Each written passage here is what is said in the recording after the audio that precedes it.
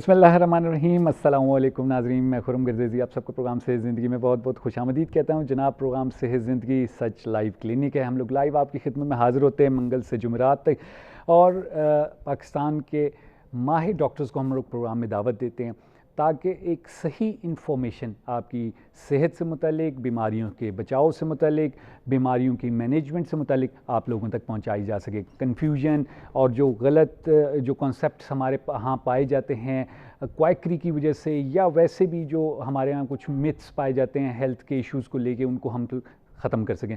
Health education awareness बढ़ाना हमारा मकसद है। इसी सिलसिले को हम आज भी आगे बढ़ाएंगे। हम लोग के बड़े अहम मौजू पर आज बात करने जा रहे हैं। मौजू रहेगा हमारी डाइट, जो कि मेरे ख़्याल में हम अगर सेहत की बात की जाए, बीमारियों की बात की जाए, तो बहुत उसका जो लेवल है वो मेरे ख्याल पहले या दूसरे नंबर पे आता है। अगर हम अच्छी डाइट खा रहे हैं, हेल्दी डाइट खा रहे हैं, तो बहुत सी बीमारियों से हम बचे रहते हैं, और वैसे भी बंदा सेहतमंद रहता है, जिसकी वजह से बीमारियां नहीं लगती। बात करेंगे डॉक्टर आसिफ तौसीफ़ हमारे साथ स्टूडियो में मौजूद हैं। डॉक्टर फैमिली फिजिशियन हैं। डॉक्टर साहब से इस मौजू पर हमारी इंशाल्लाह गुफ्तगू रहेगी। अगर आपकी कोई सवाल है इस सिलसिले में, डाइट के सिलसिले में, जनरल बॉडी की हेल्थ जो है, मेंटेनेंस है, उसके सिलसिले में, तो कॉल करें 05123212200 हमारे स्टूडियो के नंबर है। आप कॉल कर सकते हैं, अपना सवाल पूछ सकते हैं, और हम लोग चलते हैं डॉक्टर साहब की तरफ गुफ्तगू का आगाज़ करते हैं। सलाम करता हूँ डॉक्टर साहब। थैंक यू वेरी मच, आपने टाइम निकाला हमारे प्रोग्राम के लिए। डॉक्टर साहब, बड़ा अहम मौजू लेके आए हैं आप, हेल्दी डाइट, और मेरे ख्याल में इस पर बहुत ज़्यादा बात होनी चाहिए। हम लोग बहुत कम बात करते हैं, इस पर सबसे ज़्यादा बात होनी चाहिए। हेल्दी डाइट, डॉक्टर साहब क्या डाइट, पहले क्या कैसे हमें समझाएंगे आपके डाइट हम किसको कह रहे हैं? देखिए, डाइट जो है ना, जो भी हम खाते पीते हैं वो हमारी डाइट है। ठीक है। और डाइट का हेल्दी होना ये होता है कि आपकी जो डाइटरी रिक्वायरमेंट्स हैं, ठीक है, वो पूरी हों। ठीक है। और फिर ये है कि उसमें उसकी वजह से आपको बीमारियों की प्रिवेंशन हो, आपका मुदाफ़ियाती निज़ाम अच्छा हो, और उसके अंदर कोई जहरीले मवाद ना हो, कोई ऐसी चीज़ें ना हो जिसकी वजह से आपको डिजीज़ हो जाए। ठीक है। बेसिकली बात यह है कि हम लोगों का जो माइंड सेट है ना, वो इतने अरसे में ये बन गया है कि हम हर चीज़ को ना पिल से, गोली से ठीक करना चाहते हैं। अच्छा। लेकिन आजकल के ज़माने की जो बीमारियां हैं वो सारी लाइफस्टाइल की बीमारियां हैं, पिल से ठीक होने वाली नहीं है। पिल से ठीक होने वाली नहीं है। हम उनको पिल से ठीक करने की कोशिश कर रहे हैं। बिल्कुल। अब आप देखें कि ओबिसिटी कितनी हो गई, यानी मोटापा कितना हो गया, और मोटापे के साथ साथ डायबिटीज़ हो गई है। अब दोनों को मिला के आजकल डायबिसिटी कहते हैं इसको, यानी डायबिटीज़ एंड ओबिसिटी। अच्छा। अब हमारा मुल्क जो इस वक्त है दुनिया में 6ठे नंबर पे है ओबिसिटी में। अच्छा। ठीक है, बहुत ज़्यादा। आप ये देखें कि लोगों की कमर का साइज़ देखें, ठीक है ना, ये जो है औरतों में जो है 32 होना चाहिए, ठीक है, मर्दों में 34। बस होता ये है कि ख़वातीन की तो कमर तो कमरा बन चुकी है, बिल्कुल सही, ठीक है ना और बल्कि उनकी कमरें ज़्यादा हैं, ठीक है ना। और कोई भी आपको बहुत कम लोग मिलेंगे जो, और हम लोग इतने ज़्यादा ओबीज़ लोगों को देखते हैं कि हमें ओबीज़ जो है वो ओवरवेट लगते हैं। बिल्कुल सही। होता ये है कि कुछ हम जब किसी की वेट को डिवाइड करते हैं उसकी हाइट के साथ, ठीक है ना, हाइट इन मीटर स्क्वायर, तो हम उसका बीएमआई निकालते हैं। जी। दुनिया में जो बीएमआई है वो है 18.5 से लेकर 25 तक, ठीक है, लेकिन साउथ ईस्ट एशिया में है 18.5 से लेकर 23 तक। इसलिए कि यहाँ पर डायबिटीज़ बहुत ज़्यादा है, तो 23 एंड अबव डेंजरस होना शुरू हो जाता है। 23 के बाद लेके 30 तक जो है ना ओवरवेट है। अच्छा। 30 से जो है वो टाइप 1 ओबिसिटी 35 तक, और 35 से फिर टाइप 2 ओबिसिटी, और 40 से तो मॉर्बिड ओबिसिटी। अच्छा। अब ओबिसिटी के साथ बेतहाशा बीमारियां, it's an open door to all the diseases. अच्छा। इसमें डायबिटीज़ है, स्लीप एपनिया है, ठीक है जी, मेंटल हेल्थ है, कैंसर है, विटामिन डी डेफिशिएंसी है, ठीक है ना, बहुत मतलब हर बीमारी के पीछे हाइपोथायराइडिज्म है, थायराइड की बीमारियां हैं, पीसीओज है, इनफर्टिलिटी। आप देखें कि एक ओबेसिटी के पीछे कितनी सारी बीमारियां, और वो जो है वो डाइट की वजह से, उसमें जो बेसिक रोल है वो डाइट का है। ठीक है। और डाइट का ये नहीं है, हमारे मुल्क में माशाअल्लाह जी हर सारी चीज़ चीज़ें अच्छी फ्रेश मौजूद है, मिलती हैं, बिल्कुल। लेकिन सिर्फ हमारा कॉन्सेप्ट जो है ना, हम समझते नहीं है कि हमें क्या खाना है और क्या नहीं खाना। और यही वजह है ये प्रोग्राम करने की, बिल्कुल कि लोगों को बताया जाए कि जी हेल्दी डाइट क्या है। बिल्कुल सही। हमारे यहाँ हेल्दी डाइट उसको समझा जा रहा है जो अनहेल्दी है। अच्छा। फिर ये कि जो बूढ़े लोग हैं, पुराने लोग हैं, वो जो है बहुत ज़्यादा फैटी, बहुत ज़्यादा खालिस घी और ऐसी चीज़ें उनको अच्छा समझ रहे हैं। और जो आपकी नई जनरेशन है ना, वो cold drinks, junk food, pasta और इन चीज़ों के पीछे है। जी, ठीक तो है। ये सब टॉक्सिक है, दोनों एक्सट्रीम्स हैं। दोनों एक्सट्रीम्स हैं, ठीक है ना। तो बेहतर अच्छी डाइट वो है जो कि आपकी सिंपल है, जिसके अंदर वेजिटेबल और फ्रूट्स हैं, जिसमें होल ग्रेन है। ठीक है। बात यह है कि जो फूड जितना ज़्यादा प्रोसेस्ड होगा, ठीक है ना, वो उतना ज़्यादा ख़राब होगा। यानी जितनी उसकी शेप हमने चेंज की हुई है वो उतना ख़राब है। हम उसके अंदर अपनी इंजीनियरिंग करेंगे, ठीक है ना, वो उतना ही ख़राब होगा, ठीक है ना। अच्छा। तो जो नेचुरल फॉर्म में चीज़ें हैं वही अच्छी हैं। सही है, ठीक है। अच्छा डॉक्टर साहब, बहुत ही बड़ी जो है ना तफसील से आपने ये चीज़ बताई है और इसमें बहुत सी सवाल भी उठते हैं और बहुत सी चीज़ें भी आती हैं। एक तो ये डॉक्टर साहब थोड़ा सा बताइए कि जो ये देसी घी वगैरह और ये चीज़ें इनकी आपने जिक्र किया, कुछ लोग कहते हैं कि जी ये बड़ी अच्छी हैं सेहत के लिए, इन्हीं से तो जान बनती है। आजकल के नौजवान जो हैं वो कहते हैं कि जी देसी घी नहीं खाते तो इस वजह से आप में जान नहीं है। देखिए, देसी घी बुरी चीज़ नहीं है। अच्छा, ठीक है। पहले शुरू में जो है ये कॉन्सेप्ट आया था कि देसी घी तो बहुत ही बुरी चीज़ जी बिल्कुल नहीं, ऐसा नहीं, ठीक है। लेकिन देसी घी कम क्वांटिटी में लेना आपके लिए बहुत अच्छा है, ठीक है, ठीक है ना। देसी घी आपकी जो मार्जरीन, एक्चुअली जो मीडिया है ना वो भी प्रेजेंट करता है चीज़ों को ख़राब करके, ठीक है, इश्तहारबाजी जो है, एडवर्टाइजमेंट है, देखिए ना, उसके अंदर अब मार्जरीन को हेल्दी करके दिया जाता है, जबकि मार्जरीन इज़ नॉट हेल्दी, वो सारा ट्रांस फैट है। जो ट्रांस फैट होता है वो बुरा होता है। अच्छा, हमने तो हमेशा सुना था मार्जरीन बेहतर है, बटर जो है वो ख़राब है। नहीं, बल्कि बटर बेहतर है, अजब, खालिस घी बेहतर है, लेकिन थोड़ी क्वांटिटी में, ठीक है। और सबसे बड़ी बात है कि जो कुछ आप खाते हैं वो आपने खर्च करना है। ये नहीं हो रहा। चलना फिरना जी, एक्सरसाइज करना, ये सारा छोड़ा हुआ है, अब तो नहीं होता। बेसिकली जो है ना, बहुत ज़रूरी बात ये है कि आप एक्सरसाइज करें, कम से कम 30 to 45 मिनट्स की एक्सरसाइज ज़रूरी है, ठीक है, ठीक है। कहते हैं अगर 3000 स्टेप्स जी अगर आप रोज़ के लेते हैं तो आपको कोई बीमारी नहीं होती। अच्छा, ज़बरदस्त। तो ये कि वो आपके अपने स्टेप्स ज़्यादा, आजकल लोगों ने अब देखा है वॉचेस ऐसी पहनी हुई, बिल्कुल स्टेप्स पता चलते बिल्कुल हैं, ऐसे मोबाइल में ऐसी एप्लीकेशन जिसमें स्टेप पता चलते हैं, ठीक है ना। तो आपके स्टेप्स अच्छे होने चाहिए, ज़्यादा होने चाहिए। नॉर्मली हमारे जो जवान हैं उनके 1000 स्टेप्स भी नहीं होते हैं दिन के, वो भी मजबूरन, कोई मजबूरी हो तो कोई चल फिर लिया, वरना वो जो है गाड़ी में या बैठे रहते हैं। ये कि एनवायरनमेंट में जो ये चीज़ें आ गई हैं, गैजेट्स आ गए, गैजेट्स पे टाइम को कम करें। गैजेट्स की वजह से आपकी एनवायरमेंटल टॉक्सिसिटी भी बढ़ गई है। अच्छा, फिर आपने चलना फिरना छोड़ दिया, बिल्कुल ऐसे, जिसकी वजह से आपके जोड़ भी जवाब दे रहे हैं, ठीक है ना। अच्छा, और आपका टाइम भी सारा सर्फ हो रहा है, क्योंकि देखिए आप अगर वॉक करते हो 20 मिनट तो वो भी आपके लिए बहुत है, ठीक है ना। अगर जो नहीं कर रहे हैं उनसे 20 मिनट भी बहुत है, ठीक है। लेकिन 20 मिनट जब आप गैजेट पे बैठते हो, आप मोबाइल पे बैठते हो, टीवी पे बैठते हो, आप कंप्यूटर पे बैठते हो, आपको पता भी नहीं चलता। बिल्कुल ऐसे ही, ठीक है। 20 क्या से 2 घंटे नहीं पता चलता। हाँ, तो मतलब ये टाइम अगर हम इसके अंदर लगाएं और एक्सरसाइज करें तो हम बहुत बेहतर हो सकते हैं। और जो एनवायरमेंट टॉक्सिसिटी, उसके अंदर आपकी जो रेडिएशन है बहुत ज़्यादा आ गई है, ठीक है, ठीक है। वाईफाई चल रहे हैं, ठीक है ना जी, और इतनी सारी कंपनीज को हमने लाइसेंस दिए हुए हैं, और सबके जो है वो सिग्नल आ रही हैं, सिग्नल्स आ रहे हैं, बिल्कुल ऐसे, ठीक है ना। और फिर ये है कि वैसे हमारा एक्सपोजर हर चीज़ कंप्यूटर के सामने बैठे हुए, बहुत बहुत देर लोग कंप्यूटर के सामने बैठे हुए, सही है। फिर ये कि वो early to bed and early to rise, वो नहीं खत्म हो है, गया, वो तो बिल्कुल ऐसे ही होता है। फिर ये कि जी जो हमारे टाइमिंग्स हैं वो ऐसे हैं कि जी हमारा जो मजदूर है ना, चलो एक तो ऑफिस के लोग हैं, वो भी 10 बजे से पहले काम नहीं शुरू करता, 8-9 बजे से पहले। आप मैकेनिक के पास जाओ 10 बजे से पहले नहीं आएगा, कंडीशन होगी, हालांकि सख्त गर्मी होगी जी, लेकिन वो ये नहीं कि अर्ली मॉर्निंग काम शुरू करें, ठीक है, ठीक है। तो अच्छे मौसम में, और फिर जो ऑफिस में काम कर रहे हैं उनका सन का एक्सपोजर नहीं हो रहा, बिल्कुल नहीं हो रहा, जिसकी वजह से विटामिन डी डेफिशिएंसी हो रही है।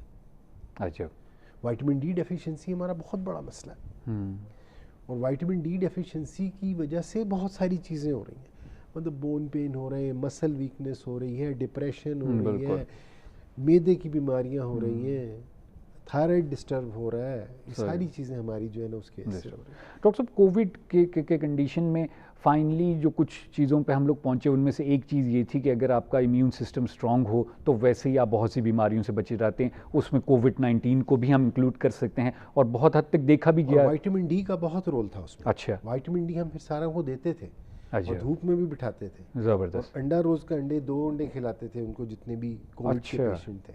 सही। तो ये इम्यून, डॉक्टर साहब आप जो डाइट की बात कर रहे हैं, डाइट का तो एक बड़ा डायरेक्ट वो है, कनेक्शन है इम्यून से, तो ये इसको फिर कैसे हम लोग देखेंगे, थोड़ा सा इस पर भी कमेंट कीजिए। देखिए इम्यूनिटी जो है ना वो बैलेंस डाइट के साथ है। अच्छा। और डाइट में कुछ चीज़ें ख़ास तौर पे ऐसी हैं, आप ये देखें, ये अल्लाह ताला ने बड़ा वो रखा है कि जहाँ जो बीमारियाँ पाई जाती हैं ना, उस ज़मीन में ख़ास तौर पे ज़मीन के नीचे जो चीज़ें पाई जाती हैं वो सारी उसकी उन बीमारियों से इम्यूनिटी को बढ़ाती हैं। मिसाल के तौर पे अदरक है, लहसुन है, प्याज है। आपने देखा था जिस वक्त कोविड का सिलसिला चल रहा था, हम कहते थे यही सारी चीज़ें बता, बिल्कुल ऐसे ही है, ठीक है ना।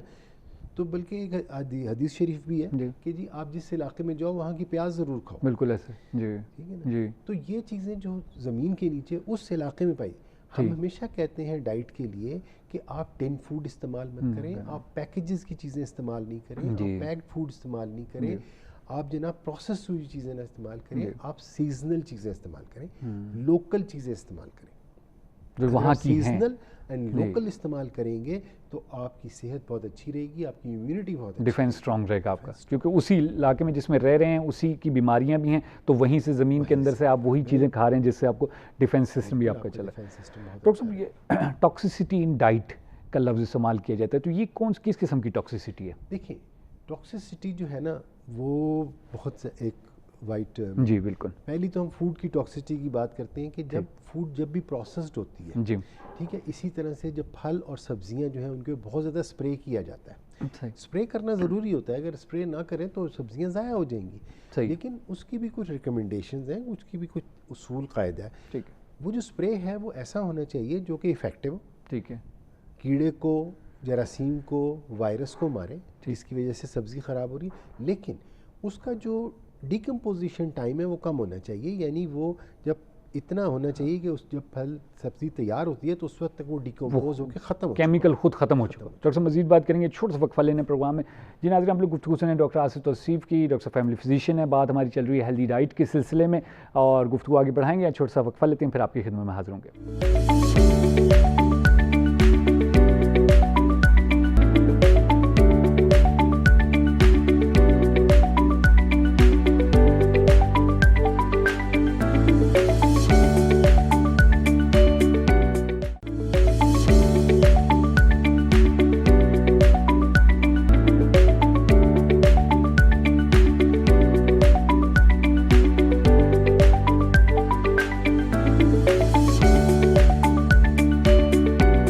प्रोग्राम में एक बार फिर आपको खुशामदीद कहते हैं। डॉक्टर आसिफ तौसीफ़ हमारे यहाँ स्टूडियो में मौजूद हैं, डॉक्टर फैमिली फिजिशियन है। बात चल रही है अहम मौजू पर, हमारी हेल्दी डाइट, और हेल्दी डाइट में हम बहुत से एस्पेक्ट्स पे बात कर रहे हैं, सिर्फ खाने की चीज़ों की बात नहीं हो रही, सब एस्पेक्ट जो हमारी डाइट पे इफ़ेक्ट करते हैं और उसकी वजह से हमारे बदन पे, हमारे जिस्म पे जो इफ़ेक्ट होता है उस पर भी हम लोग बात करें। बड़ी इंपॉर्टेंट एक नुक्ते पे डॉक्टर साहब बात कर रहे थे, वो ये थे कि जो हम जो केमिकल्स वगैरह का इस्तेमाल करते हैं फसलों पे, पौधों पे, फलों के पौधों पे, ये इनके ऊपर जो कीड़े मकोड़े होते हैं उनको मारने के लिए, उनका असर क्या है फूड के ऊपर, उस पर डॉक्टर साहब बात करें। बड़ी इंपॉर्टेंट चीज़ है। डॉक्टर साहब प्लीज़ कंटिन्यू कीजिएगा। देखिए हम फूड टॉक्सिसिटी पे बात कर रहे हैं, तो फूड टॉक्सिसिटी जो शुरू होती है ना वो बीज से ही शुरू होती है। अजब। आप देखें कि एक जेनेटिकली इंजीनियर्ड जो सीड है, ठीक है ना, उससे जो पैदावार होती है वो कार्सिनोजेनिक होती है, कैंसर करती है। और आप ये देखें कि हम जिस तरफ जा रहे हैं जी, हम इससे पहले ऑर्गेनिक होती थी चीज़ें। ऑर्गेनिक का मतलब है वो जेनेटिकली इंजीनियर्ड नहीं होती थी। आजकल आप देखें तो शिमला मिर्च बिल्कुल एक साइज़ की, एक तरह की रखी होगी, वह छोटी मोटी टेढ़ी मेढ़ी नहीं होती। ठीक है, सही है ना। वो जो होती है ना टेढ़ी मेढ़ी और छोटी बड़ी, वो अच्छी है, ऑर्गेनिक है, नेचुरल वे पे बनी है वो। ठीक है। अब जेनेटिक इंजीनियरिंग के साथ जो ये हो रहा है, इसके अंदर टेस्ट और उसकी जो मेडिसिनल क्वालिटीज़ हैं आपके फ्रूट की और वेजिटेबल की, वो आहिस्ता आहिस्ता ख़त्म हो जाएंगी। दूसरे ममालिक में आप देखें कि वहाँ पे fruits and vegetables are they are very beautiful, very colourful, but they are not tasty. हाँ, टेस्टी नहीं होते। कई लोग बाहर से छोड़ के आ गए हैं, बिल्कुल यहाँ तो खाने पीने का मज़ा ही कोई नहीं। बिल्कुल ऐसे ही। फिर जनाब नेक्स्ट आती है मैन्योर। एक होता है जो ऑर्गेनिक मैन्योर होता है, ठीक है ना, और एक होता है जो कि पत्तों से और दूसरी चीज़ों से बनता है, और एक होती है ये जो आर्टिफिशियल खाद है। सही। होता ये कि जो बीज है उसमें भी किसान की ये लालच होती है कि फसल ज़्यादा हो। ठीक है। वो उसमें जेनेटिकली इंजीनियर जो है उसमें वो साइज़ भी बड़ा होता है और सारा कुछ होता है। तो एक तो वो हो गया, फिर दूसरे ये कि मैन्योर जो है वो जो जो केमिकल खाद है वो उसको ख़राब करती है, वो नुकसानदेह होती है, वो भी उसकी टेस्ट को और सारी चीज़ों को इफेक्ट करेगी। ठीक है। और उसके बाद इंसेक्टिसाइडल स्प्रेज हैं, और जैसे मैंने कहा कि जी अगर वो अर्ली डिकम्पोज नहीं हो रहे तो वो कार्सिनोजेनिक है, कैंसर करते हैं। अब किसान अपनी लालच में वो चाहता है कि मैं एक दफ़ा स्प्रे करूं, उसके बाद कीड़ा दोबारा ना लगे, पूरे साल दोबारा ना लगे कीड़ा, जब तक वो फसल लगी हुई है। बिल्कुल ऐसे। तो फसल तैयार हो जाती है तो स्प्रे उसके ऊपर मौजूद होता है, इतना वो स्ट्रॉन्ग केमिकल है। अब ये कि हम क्या कर सकते हैं, देखिए ये तो लेजिस्लेशन है जो कि गवर्नमेंट ने करनी है और रोकना है। और ये जो ऐसी अद्वियात है ना, ये सारी स्मगल होके आती हैं। अच्छा, अलाउड नहीं है, अलाउड नहीं है। और मतलब यह ये कि गलत बता के शिपिंग होती है इनकी, क्योंकि ये वो अद्वियात हैं जो कि सारी दुनिया में बैन है। अच्छा। और ये यहाँ यूज़ हो रही है। ये तो फिर डॉक्टर साहब पौधे को तो ख़राब करती होगी, उसके बाद जो उसकी इन्वायरमेंट में लोग फिर रहे हैं, ये जो भी है उसको भी करती है, जो वहाँ काम कर रहे हैं उनको भी कैंसर होता है। किसानों में जो कैंसर बहुत ज़्यादा हो रहा है उसकी एक वजह ये भी है। अच्छा। और स्किन के जो कैंसर हो रहे हैं किसानों में उसकी भी वजह ये है। ठीक है। और फिर ये है कि जब वो आप खाते हैं तो वो इंसान को कैंसर करता है। बिल्कुल ऐसे। उसका ये है कि हम ये कर सकते हैं कि एक तो जो फ्रूट्स हैं जी, वो आप 2 घंटे के लिए पानी में भिगो के रखें। अच्छा। ठीक है ना। इसी तरह सब्जियों को भी कम से कम 2 घंटे सोक करके रखें। ठीक है। और उसके बाद उनको 1 चम्मच विनेगर, वाइट विनेगर लेके उसके अंदर उसको वॉश करें, उससे उसकी बहुत सारी केमिकल जो है वो न्यूट्रलाइज हो जाता है। अच्छा, ठीक है। This is very important. ठीक है, सही है। आप उसकी टॉक्सिसिटी को कम कर सकते हैं। बिल्कुल सही। फिर ये है कि जो भी सब्जियां छिल के इस्तेमाल हो सकती हैं उनको छील के इस्तेमाल करें। बाज़ सब्जियां ऐसी हैं ना, ऑप्शनल होता है, जैसे बैंगन है, ऑप्शनल है कि आप उसको छीलें कि ना छीलें, उसको छीलें। जिस तरह खीरा है, बहुत से लोग खीरा जो है वो ऐसे ही बगैर खाते हैं, वो अच्छा लगता है, लेकिन उसमें डीडीटी का स्प्रे हुआ होता है। ओहो। डीडीटी सारी दुनिया में बैन है। डीडीटी जिस पौधे पे पड़ती है ना, उसकी 4 नस्लें तक कार्सिनोजेनिक होती हैं। 4 नस्लें, इतना इफेक्ट वो जो है ना कार्सिनोजेनिक है। तो ये करें, एक तो छील के खाएं। फिर ये कोशिश करें कि जो बगैर छिली सब्जी है, जैसे भिंडी है जी, वो आप सीजनल खाएं, आउट ऑफ सीजन ना खाएं। ठीक है। आउट ऑफ सीजन जब वो होती है जब बहुत महंगी होती है। ठीक है। और जो सब्ज़ी बहुत महंगी है ना, उसको ना खाएं। और जिस सब्ज़ी में आपको कुछ, जिस तरह गोभी रखी हुई आपको लगे कि इसमें ये कीड़े वाली भी पड़ी हुई है, तो वो जो कीड़े वाली है ना, वो नेचुरल है नहीं, वो उस लॉट में से लें। अच्छा। इसलिए कि उसके ऊपर इसका मतलब स्प्रे नहीं हुआ। ठीक है। यानी स्प्रे अभी तक एक्टिव नहीं है, इसलिए कीड़ा लगा हुआ उसको। वाह। ठीक है ना। और ये कि उसको फिर उस तरह जैसे पानी में सोक करें और उसको विनेगर से वॉश करें, तो उसकी हम टॉक्सिसिटी को किसी हद तक कम कर सकते हैं। ये तो हो गई जी फूड की टॉक्सिसिटी। सही है। इसका मतलब आप ये कहते हैं कि कीड़ा लगा हुआ इतना खतरनाक नहीं है जितना उसको जो स्प्रे हुआ है वो खतरनाक है। बहुत खतरनाक है, वो हमें नजर नहीं आ रहा है। बिल्कुल सही तो नजर आ रहा है जी। आप उसको काट के साइड पे कर, बिल्कुल छोटा सा पार्ट। लेकिन चलिए आप कहीं पे देख रहे हैं ना बिक रही है, तो उसमें चंद को कीड़ा लगा हुआ है, तो वो एक ही लॉट है। हाँ, एक ही लॉट है, कीड़े वाला ना लें। बिल्कुल समझ आ गया। पता चल गया कि भाई ये जो है ना, इसमें उस तरह का कोई हैवी स्प्रेइंग नहीं हुई। बिल्कुल ठीक हो गया सर। इस तरह भिंडी है जब बहुत महंगी होती है तो they can afford to use the spray, उसको टू मच स्प्रे कर सकते हैं। अच्छा। इसलिए कि वो एक तो ये कि बहुत महंगी होती है तो उन्होंने बचानी होती है वो। हाँ, ठीक है ना। तो उस ज़माने में जो भी भिंडी खाता है ना, हमारे पास आता है पेट ख़राब के साथ। अच्छा। ठीक है। इसी तरह से जो चिकन है उसका जो लिवर होता है, कलेजी, बहुत लोग शौक से खाते हैं, बिल्कुल नहीं खानी चाहिए। बिल्कुल। इसलिए कि उसके जितने उसको केमिकल्स मिले होते हैं, जितनी उसको दवाइयाँ मिली होती हैं, वो सारी और टॉक्सिन्स मिले होते हैं, वो सारे लिवर में आए होते हैं। और वो भी जो खाते हैं लोग, वो हमारे पास आते हैं, किसी को एलर्जी हो जाती है, किसी को दाने निकल आते हैं, किसी की तबीयत ख़राब हो जाती है। This is very bad. ये हम बताना चाहते हैं लोग, बल्कि जाके वहाँ से ख़रीदते हैं, ख़रीद के उसको पका के खाते हैं। तो जो आप चिकन लेते भी हो, उसकी भी जो है ना, नहीं खानी चाहिए। जो लिवर है, जो कलेजी है, उसको ज़ाया कर दें, उसको इस्तेमाल नहीं करें। पकाने के मसा अच्छी तरह अगर पकाएं शकाएं या उस बारबेक्यू वगैरह भी करें, तब भी वो ठीक नहीं होगी। उसमें केमिकल है, तो वो आग से उसको कोई इफेक्ट नहीं होना। अगर बैक्टीरिया होता तो फिर तो बात हाँ, सही, ठीक है कि वो मर जाता है हीट से।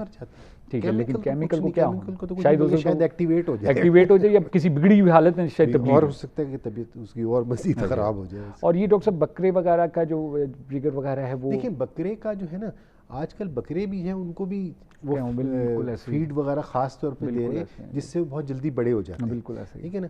तो अगर वो दवाइयाँ दे रहे हैं उनको, तो वो दवाइयाँ उनके लिवर में ही होंगी। यही वजह आप देखें कि आजकल अगर आप ख़रीदारी कर रहे हैं तो आपको लिवर जो मिलते हैं वो ज़्यादातर दागदार मिलते हैं, उनके ऊपर निशान होते हैं वाइट। अच्छा। या हल्के रंग के निशान होते हैं। ठीक है। इसी तरह से जो फल आप देखोगे, फल अगर यूनिफॉर्म है, मतलब उसका आम है उसका रंग सारा पीला है, ठीक है, एक आम है जिसका थोड़ा पीला है एक तरफ से, थोड़ा सा हल्का कम पी रहा है, थोड़ा सा हरा है, ये वो है जो कार्बाइड लगा हुआ है, जिसको पूरे का पूरा पीला लगा हुआ होगा ना, उसका अनइवन कलर होगा। अच्छा। और जो जिसको केमिकल नहीं लगा होगा वो इवन कलर होगा। अच्छा। इसी तरह आलू बुखारा लो, उसका देखेंगे रंग, उसके ऊपर एक वाइट पाउडर आपको नजर आ रहा है। जी बिल्कुल फील हो रहा है। वॉश करेंगे तब भी वो रहेगा उसके ऊपर। अच्छा, ठीक है ना। ठीक है। तो ये कि उसको सोक करें, उसको विनेगर से वॉश करें, तो फिर उसको खाएं या छील के खाएं। ठीक है। ठीक है, कोशिश करें कि सब्जियों को छील के इस्तेमाल करें। अच्छा डॉक्टर साहब, हम सब ये बातें सुन लेते हैं और आप हमेशा ये बातें करते हैं, बड़ी इंपॉर्टेंट चीज़ें होती हैं, लेकिन लोग कुछ अर्से बाद भूल जाते हैं। ये बताइएगा कि ये अगर हम कंटिन्यू अगर हमने रखी ये चीज़ें, हमने केयर ना की, जैसे आपने जिगर की बात की, लोग बड़े शौक से खाते हैं, आप जितने डॉक्टर्स मना कर लें तब भी लोग खाते हैं। और ये फ्रूट्स की आपने बात की कि जी आप उसको विनीगर में धोएं या ऐसे फ्रूट, अगर ना करें तो ये हम किस तरफ जा रहे हैं? ये थोड़ा कैंसर की तरफ जा रहे हैं। अच्छा। सीधे सीधे कैंसर की। आप देखो कैंसर कितना ज़्यादा बढ़ गया, बहुत ज़्यादा हो गया। ठीक है, बहुत ज़्यादा, उसमें इन चीज़ों का बहुत हाथ है। आप देखें आजकल तो हर 5वें 6ठे आदमी को आप रोज सुनते हो आज उसको कैंसर हो गया, उसको कैंसर हो गया, उसको कैंसर हो गया। ठीक है ना। कैंसर पहले सालों में कहीं जाके एक शख्स का पता चलता था, अब तो फिर ये है दूसरा ये कि आप अपनी हाइड्रेशन अच्छी रखें। अच्छा। पानी ज़्यादा पिए। ठीक है ना। और फिर ये कि जो आपकी नेचुरल इंग्रेडिएंट्स हैं डाइट में, जिस तरह अदरक है, लहसुन है, ये ज़रूर इस्तेमाल करें। ठीक है। ये सारे डिटॉक्सिफिकेशन करते हैं। ठीक है। ठीक है ना। और टॉक्सिन से बचने की कोशिश करें। ये तो है आपकी फूड की टॉक्सिसिटी। ठीक है। फिर आपकी एनवायरनमेंट की टॉक्सिसिटी है, जैसे आपने कहा जो खेतों में और सब जगह पे हो रहा है। इसी तरह से लोग घर में खटमल हो गए ना, तो वो जाके जनाब को दवाई लेके आते हैं। वो करियाने स्टोर वाला कहता है जी आप एक दफ़ा डालो दोबारा खटमल नहीं होगा। बिल्कुल ऐसे ही है। जी। वो दवाई एक्चुअली डिकम्पोज ही नहीं होती, वो आपकी इन्वायरमेंट में ही रहती है। दीमक के लिए लोग ऐसी दवाइयाँ डालते हैं जो कि दोबारा दीमक कभी नहीं होगी जनाब, वो सचमुच नहीं होती, इसलिए कि वो डिकम्पोज होकर ख़त्म ही नहीं होती। ऐसे अब आजकल वो स्प्रे करने वाले लोग हैं, कहते हैं जी एक दफ़ा स्प्रे करा लें, मच्छर दोबारा आपके घर में नहीं आएगा। बिल्कुल। तो कोविड को भी भगाने के लिए आ गए थे लोग। ठीक है। इसलिए नहीं आएगा कि आपने जो स्प्रे किया है वो वहाँ स्टे कर रहा है। जाहिर बात है, उसके अलावा तो और तो कोई जादू का इफेक्ट तो है नहीं। जाहिर बात वो है तो नहीं आ रहा, तभी नहीं आ रहा। तो वो आपके इन्वायरमेंट में, आप उसमें सांस ले रहे हो, आप उसको हाथ लगा रहे हो, आप उसको खा रहे हो, ठीक है ना, तो आपको कैंसर होगा। अच्छा। तो ये हमें जो है ना इनसे, ये एनवायरमेंटल पोल्यूशन, फिर हमने रेडिएशन की बात की, इन सब चीज़ों की बात की। फिर एक और टॉक्सिसिटी होती है इमोशनल टॉक्सिसिटी। ठीक। Emotional toxicity is very important. अच्छा। ठीक है ना। देखो अगर आप नाराज़ हो जी और आप गुस्से में हो जी और आप खाना खा रहे हो, ठीक, तो वो खाना आपका जो है वो आपके लिए बहुत ही टॉक्सिक हो जाएगा। अक्सर हजम ही नहीं होता। हजम ही नहीं होगा, ऐसी इसलिए कि आप उसको चबाओगे नहीं, आप 2 दफ़ा चबा के उसको अंदर ले जाओगे। इंजॉय नहीं कर रहे ना, इंजॉय भी नहीं कर रहे। ठीक है। और आपके जो हार्मोन्स हैं वो सारे डिस्टर्ब हुए हैं। ठीक है। ठीक है। वो सारे ऊपर गए हुए हैं और उस वक्त तो ऐसे में खाना नहीं खाना चाहिए। ठीक। खाना हमेशा सुकून के साथ इंजॉय करके खाना चाहिए, और बग़ैर मोबाइल इस्तेमाल किए, बग़ैर टीवी के सामने बैठ के खाना नहीं चाहिए। तो ये बड़ा मुश्किल काम है।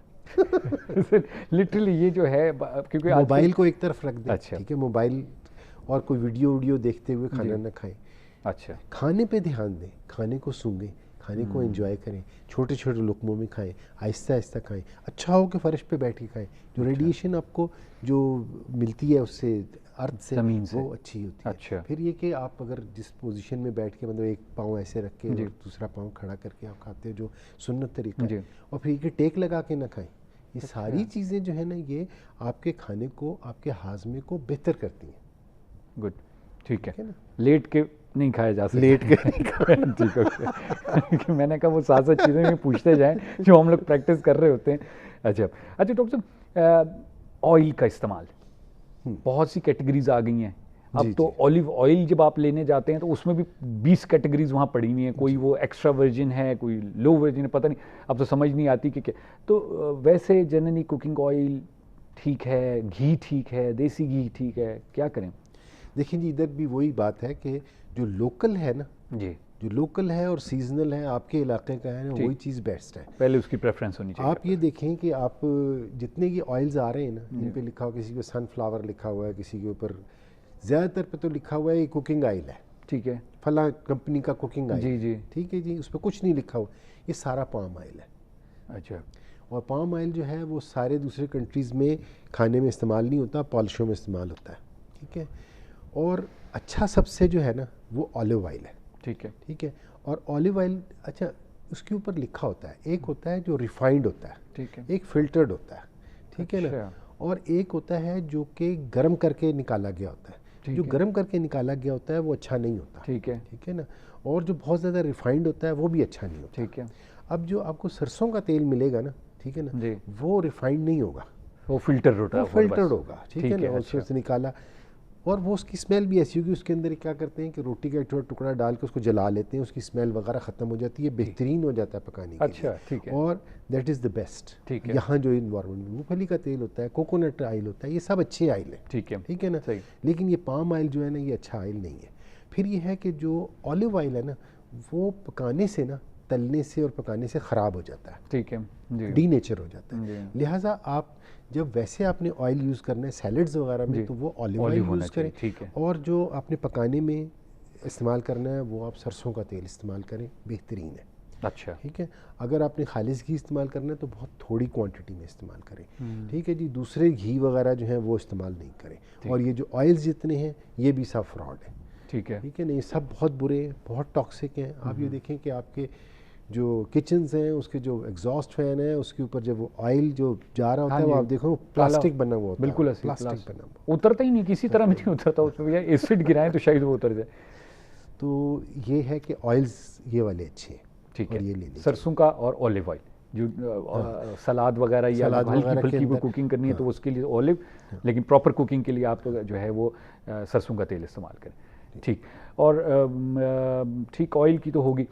इसके अलावा डॉक्टर साहब अब ये बताइएगा कि जो हम कुकिंग करते हैं, अब मसलन इस पे भी काफ़ी एतराज़ात होते हैं कि जी बहुत ज़्यादा हम लोग पका देते हैं, कुछ लोग प्रेशर कुकर की कुकिंग के भी ख़िलाफ़ हैं, कभी माइक्रोवेव की कुकिंग उस पर भी बात की जाती है कि माइक्रोवेव यूज़ ना करें, तो ये बड़ा मसला है डॉक्टर साहब, अगर ये चीज़ें बात यूज़ ये ना है कि करें तो। इसमें बहुत सारी कंट्रोवर्सीज भी हैं, और लेकिन बहुत सारी जो है ज़रूरी बातें हैं, ठीक है, कुकिंग में। देखिए, एक तो ये है कि जो कुकिंग है ना वेजिटेबल्स की, वो बहुत छोटा उसको नहीं काटना चाहिए, कद्दूकश नहीं करना चाहिए, उसका पानी नहीं फेंकना चाहिए, पकाते हुए बहुत मसाले नहीं डालने चाहिए, बहुत ज़्यादा भूनना नहीं चाहिए। उसका स्टैंडर्ड ये है कि उसका कलर बरकरार रहना चाहिए, ठीक है। अगर उसका कलर काला हो गया या उसका कलर चेंज हो गया तो इसका मतलब आपने सब्ज़ी को ओवर कुक्ड कर दिया। अच्छा, उसका अपने नेचुरल कलर में बहुत ज़्यादा उसके अंदर फैट इस्तेमाल ना करें, ऑयल बहुत ज़्यादा ना डालें, कम उसमें डालें, ठीक है। और उसको जो प्रेशर कुकर की कुकिंग है ना, वो भी उस पर काफ़ी एतराज़ात आ रहे हैं, इसलिए कि उसका टेम्परेचर बहुत ज़्यादा हो जाता है, ठीक है, क्योंकि जब प्रेशर कुकर में तो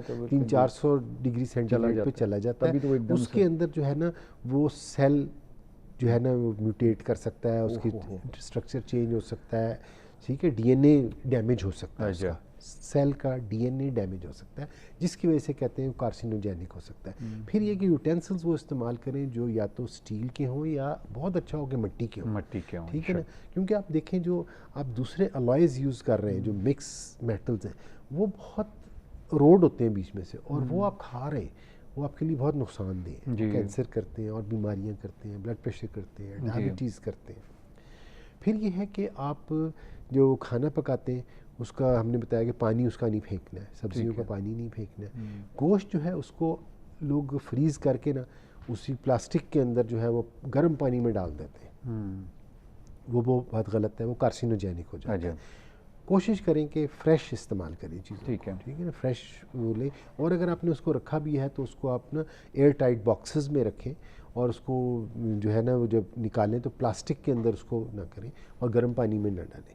फिर माइक्रोवेव आता है। माइक्रोवेव आप यूज़ कर सकते हैं सॉलिड चीज़ों के लिए। अच्छा। लिक्विड्स के लिए माइक्रोवेव इस्तेमाल नहीं करना चाहिए। ठीक है। क्योंकि माइक्रोवेव की टेक्नोलॉजी में आप बम्बार्ड कर रहे होते हैं इलेक्ट्रॉन्स, ठीक है ना, और वो जो है वो उसकी वाइब्रेशन को बढ़ाते हैं।